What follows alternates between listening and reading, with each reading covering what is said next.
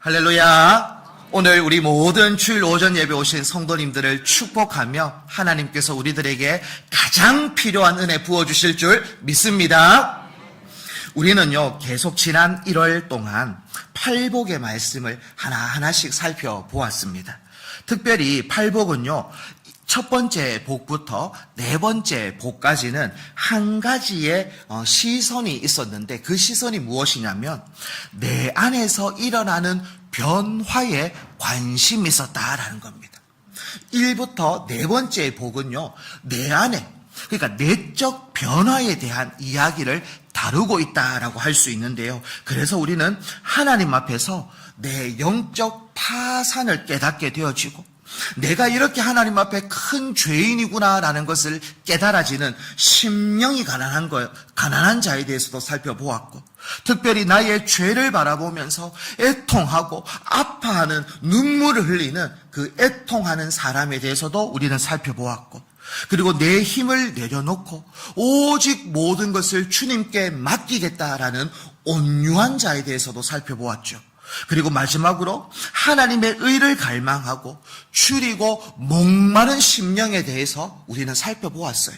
이 모든 것은 하나님과 나 사이의 관계, 즉 내적 회심에 대한 그러한 과정이 1부터 네 번째 복까지 쭉 기록되어졌다면, 오늘 이제 다섯 번째 복을 살펴보게 되어지는데요, 이제 방향이 좀 달라집니다. 1부터 4까지의 방향은 나였다면, 이제 5부터 8까지는요, 나를 넘어서 이웃을 향한 그러한 방향으로 시선이 바뀌어지고 있다라는 것을 기억하면서 오늘 다섯 번째 이 복을 살펴보려고 하는데, 특별히 다섯 번째 복을 시작하면서 예수님은 우리에게 이러한 질문을 던지고 있습니다. 어떠한 질문이냐면, 하나님 앞에서 변화된 사람은, 하나님 앞에서 첫 번째부터 네 번째 복을 누렸던 사람은 이제 세상 속에서 어떻게 살아가야 할 것인가? 라는 이 질문의 해답이 다섯 번째부터 여덟 번째 복에 기록되어져 있는 것이죠. 특별히 하나님을 만난 심령이 가난해지고 애통하며 또 온유하고 의에 갈망하는 인생은요, 삶의 현장 가운데에서 반드시 열매를 맺어야 하는데, 그 첫 번째 열매가 뭐냐면 그것은 긍휼의 열매를 맺어야 하는 거예요. 정말 심령이 가난하고 정말 애통하고 온유하고 의에 줄이고 목마른 심령, 그 복받은 인생을 살아가는 사람은 열매를 맺게 되어지는데, 그 첫 번째가 긍휼이다라는 것이죠. 그래서 이 긍휼이 과연 무엇인가, 세 가지를 통해서 한번 살펴보려고 합니다. 그 첫 번째, 긍휼은 하나님의 성품을 닮아가는 것이다라는 거예요. 예수님은 긍휼히 여기는 자가 복이 있다라고 말씀하셨어요. 여기서 우리는 한 가지 질문을 던져봐야 합니다. 예수님이 말하는 이 긍휼이 과연 뭘까? 특별히 세상에서도요, 착한 사람이 있어요. 불쌍하고 정말 사람을 잘 돕는 그러한 착한 사람들이 있단 말입니다. 그런데 성도들의 긍휼과 그들이 가지고 있는 긍휼은 어떤 차이가 있는가? 정말 세상 가운데서도 착한 사람이 있는데 그가 행하고 있는 긍휼과 성도가 나타내고 있는 이 긍휼의 차이가 뭐냐라는 것이죠. 성경이 말하고 있는 긍휼은요, 단순한 동정심이 아니에요. 타고난 성격이 아니에요. 하나님의 성품에서 비롯된 하나님의 성품, 하늘의 성품을 긍휼이다라고 이야기를 하고 있어요. 그래서 우리는 긍휼을 좀 더 이해하기 위해서 원어를 한번 해석을 해보면, 아하, 이것이 하나님이 말하는 긍휼이구나라는 것을 알 수 있는데요. 헬라어로 보면 엘레이모네스라는 단어가 사용되어지는데, 그 의미를 보면요, 그냥 단지 불쌍히 여기는 감정, 이것만 이야기하는 게 아니에요. 아, 저 사람 불쌍하다, 그냥 안타깝다, 이게 긍휼이 아니라 상대의 고통 속으로 직접 들어가서 문제를 해결하기 위해서 움직이는 삶, 행동, 실천적인 사랑을 헬라어 원어를 분석해보면 긍휼의 의미가 이렇게 나타나고 있다는 거죠. 그러니까 감정이 아니라 분명한 실제적인 삶을 이야기하고 있다는 것을 알 수 있어요. 특별히요, 이 단어는요, 구약 성경 헤세드라는 단어와 이 뿌리를 같이 하고 있는데요. 그러면 구약 성경에서 말하는 헤세드는 과연 뭐냐라는 것이죠. 그것은 하나님의 언약적 자비를 이야기하는데, 조금 풀어서 설명하면 상대방이 자격이 없어서 베푸는 사랑이 아니라, 상대방이 자격이 없어서 베푸는 사랑이 아니라 내가 너를 사랑하기로 약속했기에 너가 나를 배신하고 너가 나에게 죄를 지었다 할지라도 결코 포기하지 않고 끝까지 책임지는 사랑, 이것을 헤세드다라고 이야기를 하고 있어요. 자, 그래서 긍휼의 뿌리는요, 인간의 착한 마음이 아니라 하나님의 언약에서 시작되고 있다라는 것을 알 수 있는 거예요. 자, 성경에서 말하는 이 헤세드가 잘 드러나고 있는 성경이 있는데, 그게 어디냐면 룻기에 있어요. 룻기라는 사람, 룻이라는 사람이죠. 룻이라는 사람은요, 베들레헴 사람들이 봤을 때는요, 이방 여인이었어요. 모함 여인이었어요. 그리고 그 여인은요, 빈털터리가 되어서 과부로 지금 자기 고향도 아닌 시어머니 고향에 함께 와 있는 여인이었어요. 그러니 세상의 기준으로 볼 때 이 여인은 보잘것없는 여인입니다. 그 누구도 관심을 가질 이유가 없는 그러한 비천한 여인이었어요. 그런데 보아스는요, 달랐어요. 보아스는요, 룻에게 베푸는 사랑이 있었는데, 그것이 그냥 배고픈 이웃에게 빵 한 조각을 던져주는 동정심이 아니었어요. 보아스는 룻을 향해서 여호와께서 그의 날개가 되어주시고 그 날개 아래에 보호를 받을 것이다 라고 축복해주며 그 룻을 향해서 은혜를 베풀었던 사람이 보아스예요. 그리고 보아스는 자신의 재산에 손해가 올 것을 알고 있지만 율법이 명시한 기업 물을 자에 대한 이 책임을 다하기 위해서 자신의 손해, 여러 가지의 희생을 감수하면서까지 룻이라는 여인을 품어주고 그 고통받는 영혼을 안아주었던 사람이 누구였냐? 보아스였어요. 이 보아스의 모습이 뭐냐?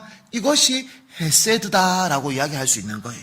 그러니 성도 여러분, 세상의 동정은요, 상대가 불쌍하게 보일 때 이게 작동되어지는 것이 어떻게 보면 세상이 말하는 긍휼이에요.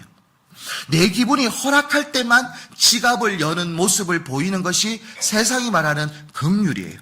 그러나 성경이 말하는 긍휼은요, 좀 달라요. 상대가 나를 실망시킬 때가 있죠. 심지어 나를 아프게 할 수도 있어요.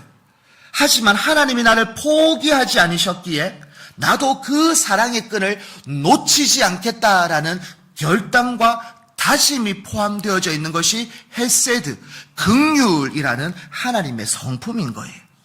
그러니 우리는 나의 힘으로는 이 긍휼의 삶을 살기는 불가능합니다. 하지만 팔복의 순서를 우리가 다시 한 번 더 기억해 보면요, 이것이 내 힘으로는 불가능하지만 하나님의 은혜로는 가능할 수 있구나라는 것을 알 수 있어요. 우리는 심령이 가난해진 사람을 이렇게 제가 설명을 했었죠. 내가 하나님 앞에서 얼마나 큰 죄인인지를 깨닫는 심령이, 그것이 심령이 가난한 자다라는 거예요. 그러니 내가 얼마나 하나님 앞에서 큰 죄인이었는데 나를 위해서 하나님의 아들이 이 땅에 오시고 나를 위해서 나의 죄를 용서해 주시고 나를 헤세드의 사랑으로 품어주신 그 하나님의 감격, 그 하나님의 사랑이 나에게 꿈틀꿈틀 일어나게 되어지니, 그러니 이러한 고백이 터져나올 수밖에 없는 거죠. 하나님 감사합니다. 하나님의 은혜입니다. 그러니 나는 긍휼의 삶으로 살겠습니다라는 고백으로 살 수밖에 없는 거예요. 그러므로 긍휼은요, 도덕적인 수양이 아니에요. 우리 안에 계시는 하나님의 성품이 밖으로 배어 나오는 그러한 모습이 긍휼인 것이죠.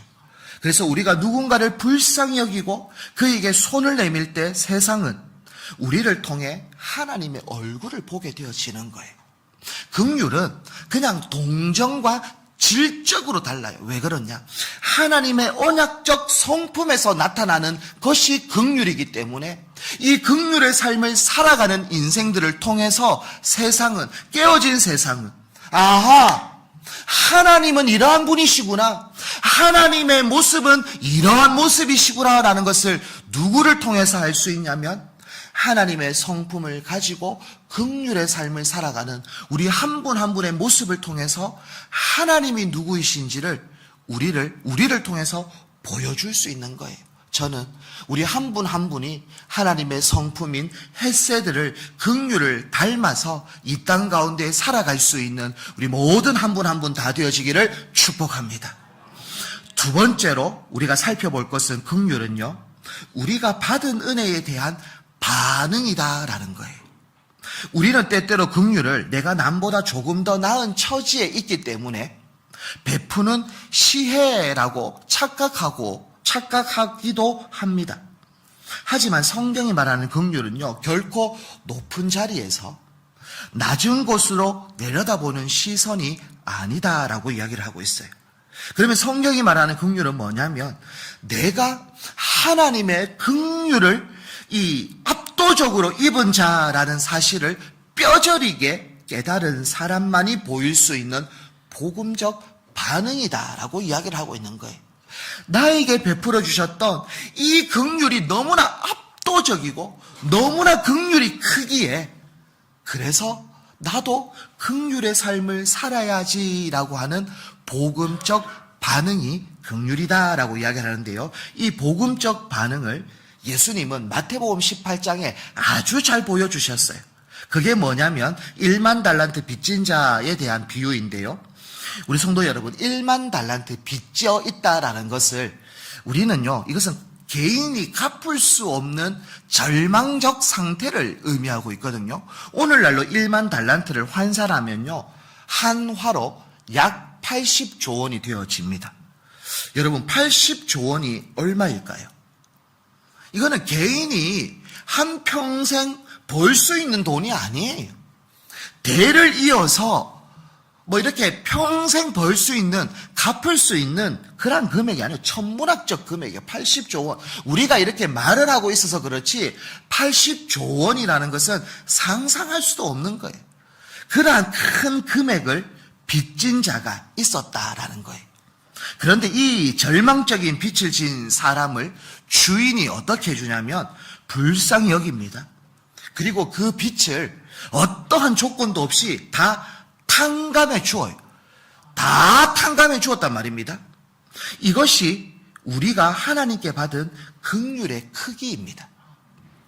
우리는 절대 갚을 수 없는 그러한 빚진 자, 그런데 주인이 우리를 불쌍히 여겨서 그 모든 은혜로, 이 긍휼의 은혜로 다 탕감받아진 존재가 우리인 것이죠. 우리는 죄로 인해 영원히 죽을 수밖에 없었던 존재예요. 스스로의 힘으로는 단 1% 소망이 없던 영적 파산자가 우리였다라는 것이에요. 그런데 하나님께서 우리를 위해서 예수 그리스도를 보내주시고 그 십자가에서 피 흘리심으로 말미암아 단번에 우리의 죄의 모든 빚을 다 탕감받게 되어진 존재가 우리인 것이죠. 그러니 우리는 1만 달란트 탕감받은 그러한 존재입니다. 자, 그렇다면요, 1만 달란트 탕감받은 존재가 그러면 이제는 어떻게 살아가야 할까요?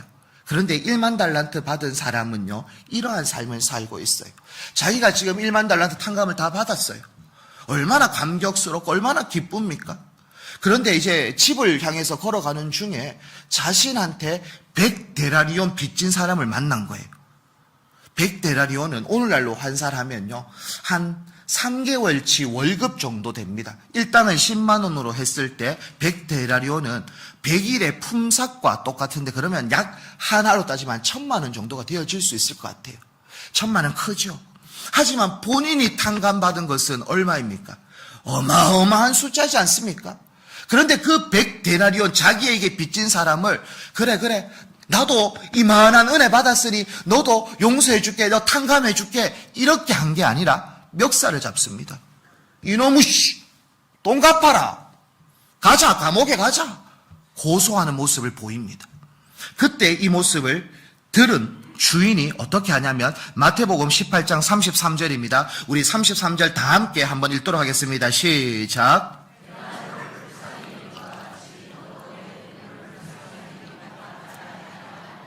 아멘.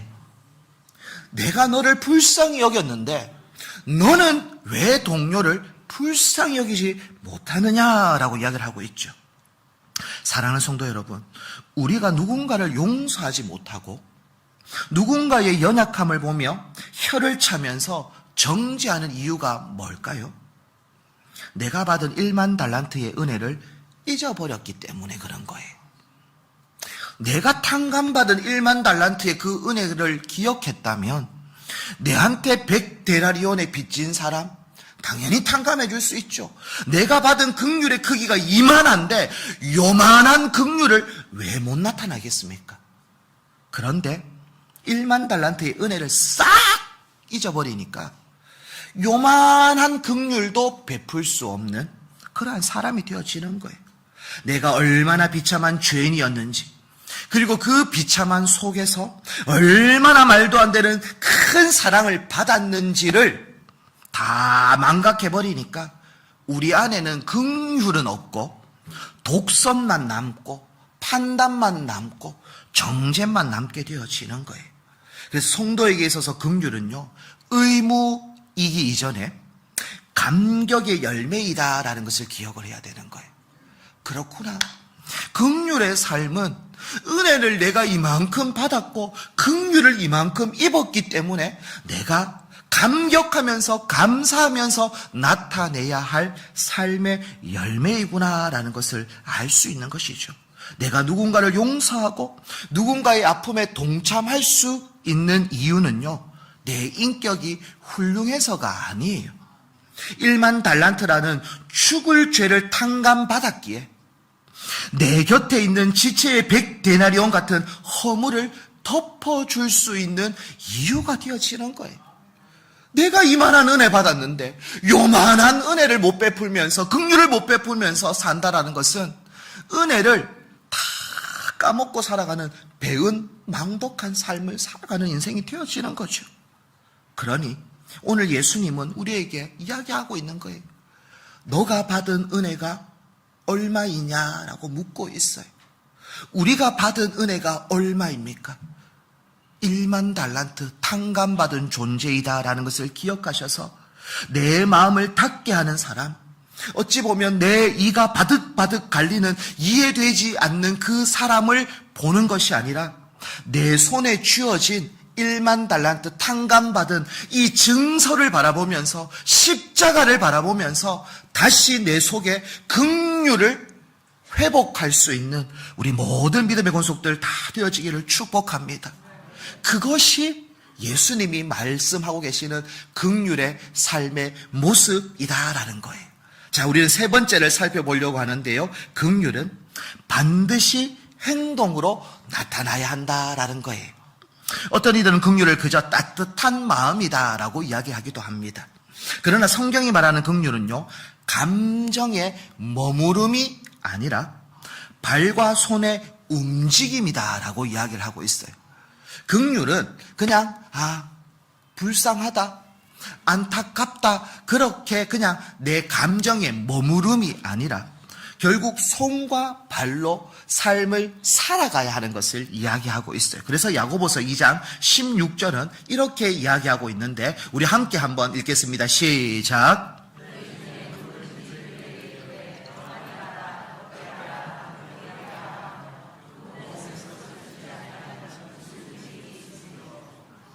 아멘. 야고보서는요, 평안히 가라, 덥게 하라, 배부르게 하라. 그런데 그 몸에 쓸 것을 안 준다면 과연 그것이 긍휼의 삶이냐라고 우리에게 묻고 있는 것이죠. 결국 행동 없는 긍휼은 죽은 긍휼이다라고 이야기를 하고 있는 거예요. 오늘 본문에서도 예수님은 이렇게 이야기하고 있어요. 긍휼히 여기는 자는 복이 반드시 있는데 그 복이 무엇이냐면 그들이 긍휼히 여김을 받게 되어질 것이다 라고 이야기를 하고 있어요. 이 말씀은요, 우리가 남을 도와주면 그 대가로 하나님께서 우리에게 보상을 한다라는 그러한 거래 법칙이 아니에요. 이 말씀은 무엇이냐면 긍휼을 베푸는 자만이 하나님의 긍휼이 얼마나 큰지를 체험하게 되어지고 깨닫게 되어진다라는 것을 말씀하고 있는 거예요. 너가 이러한 것을 했으니 이것을 기브 앤 테이크, 이게 아니라 정말 하나님의 그 큰 긍휼을 먼저 입었는데 너의 이 작은 긍휼을 베품으로써 아하, 하나님께 받은 긍휼이 이만했구나라는 것을 확증하고 깨달을 수 있는 그러한 축복이 우리에게 주어진다라는 것이 그들이 긍휼을 받을 것이며 라고 이야기하고 있는 거예요. 우리는 벌써 이미 1만 달란트에 탕감받은 아주 큰 긍휼을 입은 존재예요. 근데 그 긍휼이 큰지를 잘 모른다라는 거예요. 근데 그 긍휼을 내가 베풀면서 살다 보면 아하, 하나님이 나에게 이러한 긍휼을 베풀어 주셨구나, 정말 하나님이 나에게 이러한 은혜를 베풀어 주셨구나라는 것을 깨닫게 되어진다라는 것이죠. 그러면 이제 그러한 삶을 살아가야 하는데 누가복음 10장에는 정말 긍휼의 삶을 이렇게 살아가야 한다라는 모델과 같은 모습이 기록되어져 있어요. 선한 사마리아 비유를 통해서 예수님은 우리들에게 긍휼의 삶이 어떻게 살아가야 하는 삶인지를 보여주는데요. 이 누가복음 10장에 보시면 강도 만난 자가 나타납니다. 강도 만난 자가 거의 죽게 되어져 있어요. 제사장이 그 모습을 봅니다. 레위인이 그 모습을 보아요. 보는데 그냥 지나갑니다. 선한 사마리아, 이 사마리아인도 그 강도 만난 사람을 봅니다. 그런데 조금 달라요. 보고 마음에 불쌍히 여겨, 이렇게 이야기합니다. 자, 마음에 불쌍히 여김이 찾아왔어요. 그 감정이 찾아왔어요. 그냥 여기까지 머무르면 이것은 긍휼이 아닌 것이죠. 자, 어떻게 하냐면 멈추고 다가갑니다. 지금 강도 만난 자에게 다가가요. 그리고 포도주와 기름을 상처에 부어요. 그리고 싸매줘요. 그리고 어떻게 하냐면 나귀에 태워요. 그리고 주막으로 데리고 가요. 그리고 거기 가서 돌보도록 합니다. 그리고 잘 돌볼 수 있도록 비용도 지불합니다. 긍휼은요, 그냥 감정으로 머무르는 것이 아니라 삶으로 나타나야 하는 것이 긍휼의 모습인 거예요. 그러니까 긍휼은요, 거리에 단축이 필요한 거예요. 피해서 지나가는 것이 아니라 다가가는 거예요.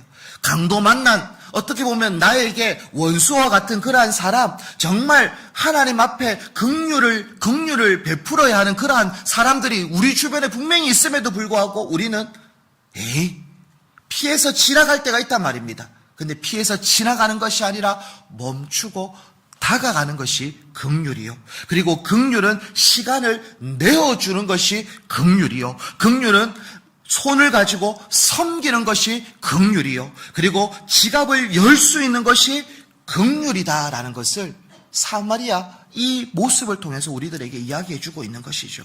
우리 성도 여러분, 긍휼은요, 말로만 하는 것이 긍휼이 아니라 우리의 삶의 모습을 통해서 나타내질 때 그것이 완전한 긍휼의 모습이 되어지는 거예요. 예수님도 우리를 위해서 이 땅에 오셨고, 우리를 위해서 이 땅에서 십자가를 지셨고, 그리고 예수님은 부활하셨죠. 삶을 통해서 보여주신 거예요. 긍휼의 삶을 보여주셨던 것이죠. 그러니 우리도 우리 주변에 강도 만난 인생들이 있단 말입니다. 그 강도 만난 인생을 위해서 우리가 어떻게 살아가야 할까요? 그들의 눈물을 닦아주어야 하고 그들을 위해서 섬김과 희생의 삶을 살아가야 하는 것이 우리들에게 주어진 사명의 모습이다라는 것을 기억하셔서 긍휼의 삶을 살아갈 수 있는 우리 모든 믿음의 권속들이 다 되어지기를 축복합니다.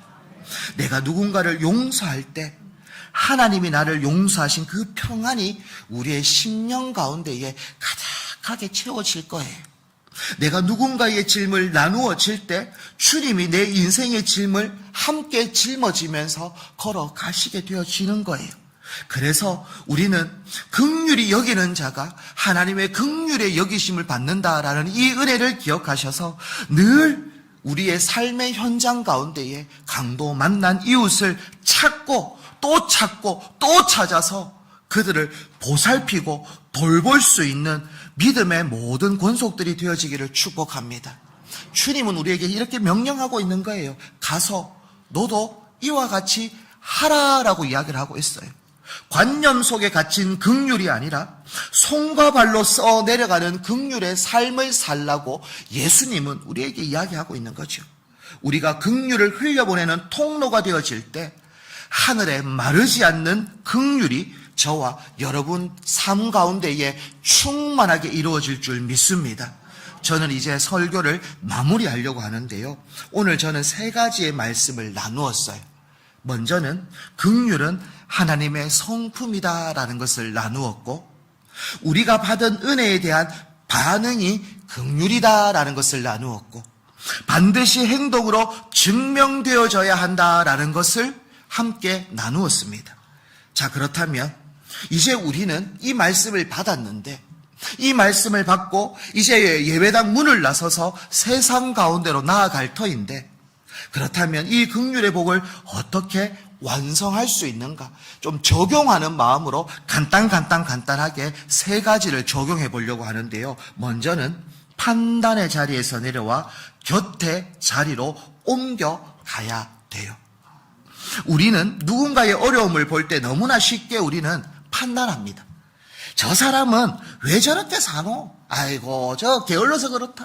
원래 저렇다 하면서 우리도 모르게 강도 만난 자를 판단하는 경우가 너무나 많아요. 그런데 긍휼은요, 자격을 따지는 것이 아니라 아픔을 먼저 볼 수 있는 것이 긍휼의 삶인 것이죠.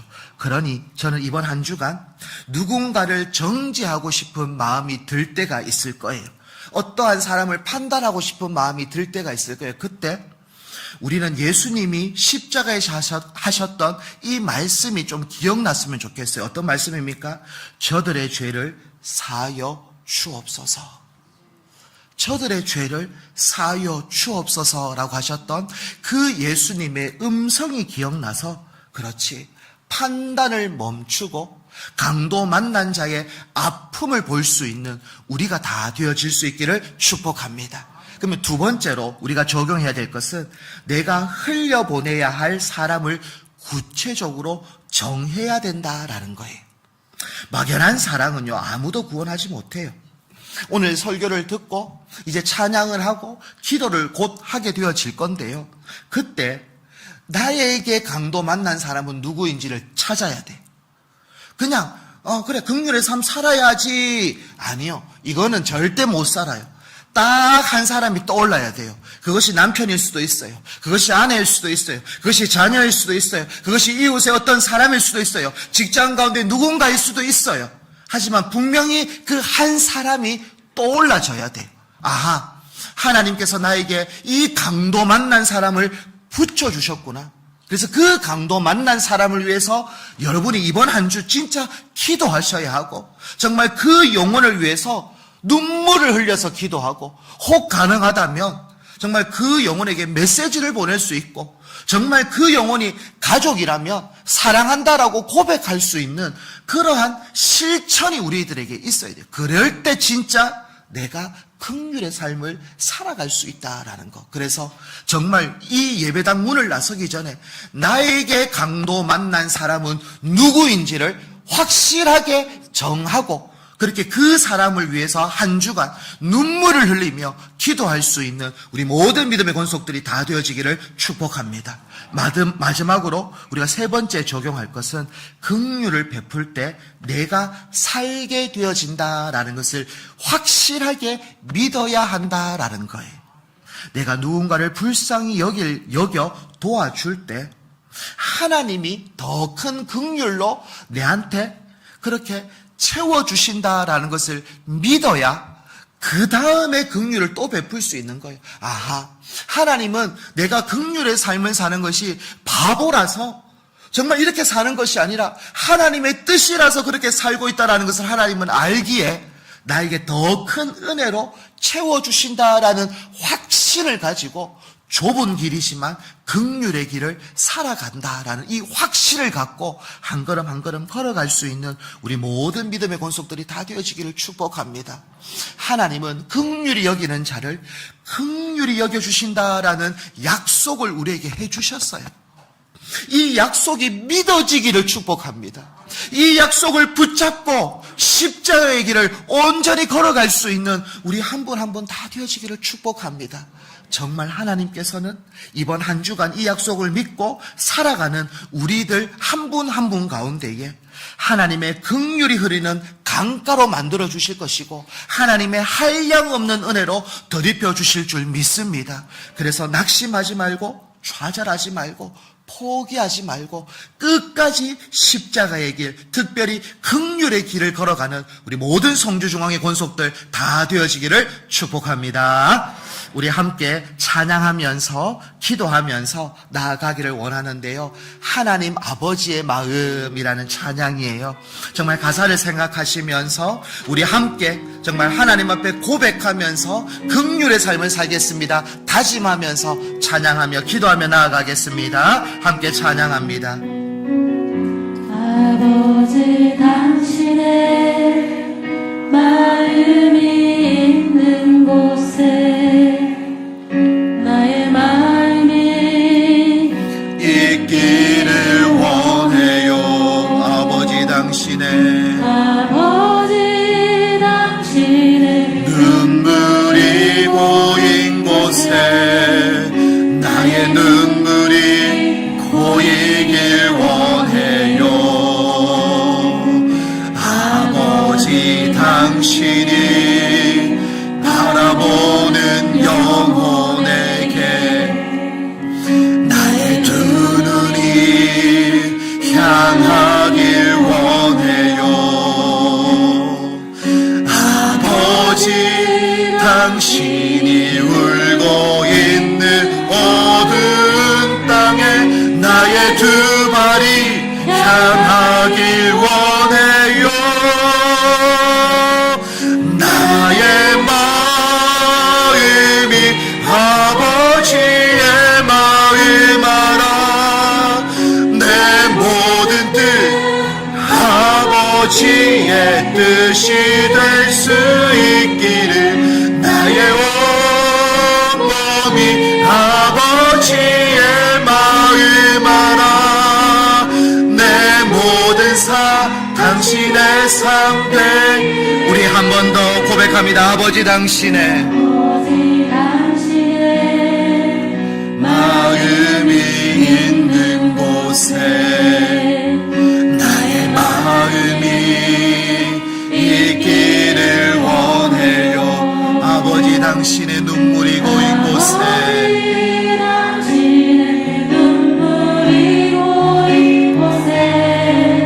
나의 눈물이 고이길 원해요. 아버지 당신이 바라보는 영혼에게 바라보는 영혼에게 나의 두 눈이 향하길 원해요. 아버지 당신이 울고 있는 어두운 땅에 나의 두 발이 향하길 원해요. 나의 마음이 아버지의 마음 알아. 내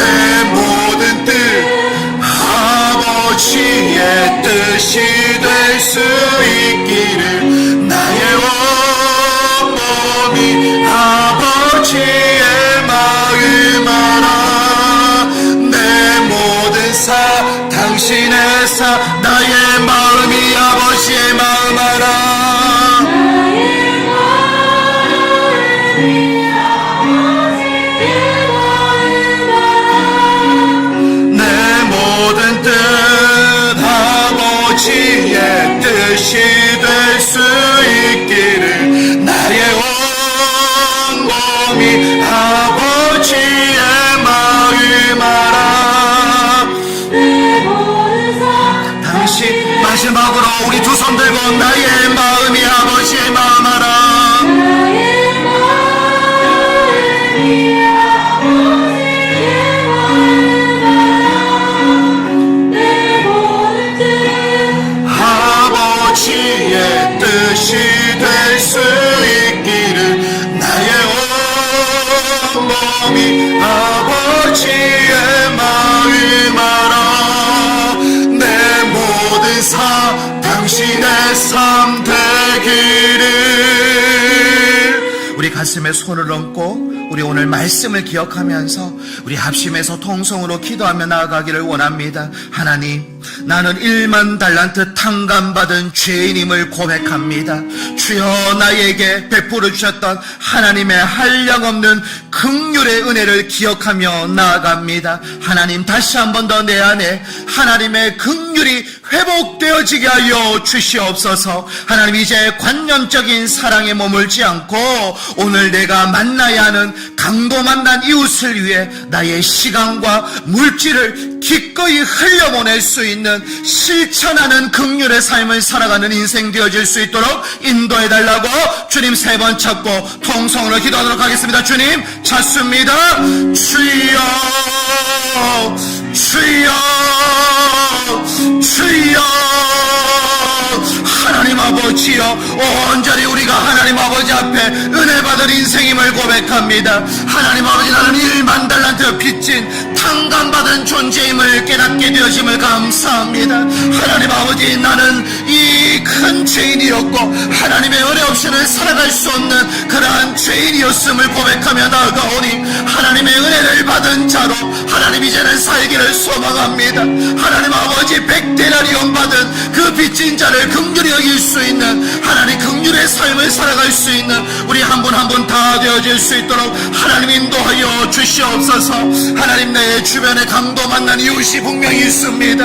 하나님, 그 영혼을 품게 하여 주시옵소서. 그 영혼을 위하여 기도하게 하여 주시옵소서. 그 영혼을 위하여 긍휼의 삶을 흘려보내는 인생 되어지게 하여 주시옵소서. 하나님 아버지, 그냥 지식적으로만 긍휼의 삶을 살아가는 것이 아니라 우리의 삶의 현장 가운데에서 실천하며 살아가기를 원합니다. 주여 도와주시고 은혜 베풀어 주셔서 긍휼의 삶을 살아가는 복된 인생 되어지게 하여 주시고 하나님의 한량없는 긍휼을 경험할 수 있는 믿음의 권속들이 다 되어질 수 있도록 아버지의 마음을 품고 아버지의 마음을 가지고 이 세상 가운데 살아가는 하나님의 손과 발이 되어질 수 있도록 하나님 인도하여 주시옵소서. 힘들고 어렵고 그러한 상황 가운데서도 포기하지 않고 믿음으로 달려갈 수 있는 하나님의 약속을 붙잡고 달려갈 수 있는 십자가의 길을 살아갈 수 있는 우리 모든 성교 중앙의 권속들이 다 되어질 수 있도록 주여 인도하여 주시고 주여 붙잡아 주시고 하나님의 말씀으로 승리할 수 있는 한 분 한 분 다 되어질 수 있도록 주여 축복하여 주시옵소서. 아버지여 도와주시옵소서. 하나님 아버지, 우리는 원래 1만 달란트 빚진 자와 같이 스스로의 힘으로는 도저히 살아갈 가망이 없는 영적 파산자들이었습니다. 그런 우리를 포기하지 않으시고 독생자 예수 그리스도의 생명의 대가로 우리를 헤세드의 사랑으로 품어주신 것 감사합니다. 하나님, 이 헤세드의 사랑을 품고 이제는 강도 만난 이웃을 바라보며 헤세드의 사랑, 긍휼의 삶을 살아가기를 다짐하오니 한 분 한 분 긍휼의 삶을 살아갈 수 있는 힘과 용기를 허락하여 주시고 약속의 말씀을 붙잡고 긍휼의 삶을 살아가는 믿음의 인생들 다 되어질 수 있도록 축복하여 주시옵소서. 감사하며 예수님 이름으로 기도합니다. 아멘.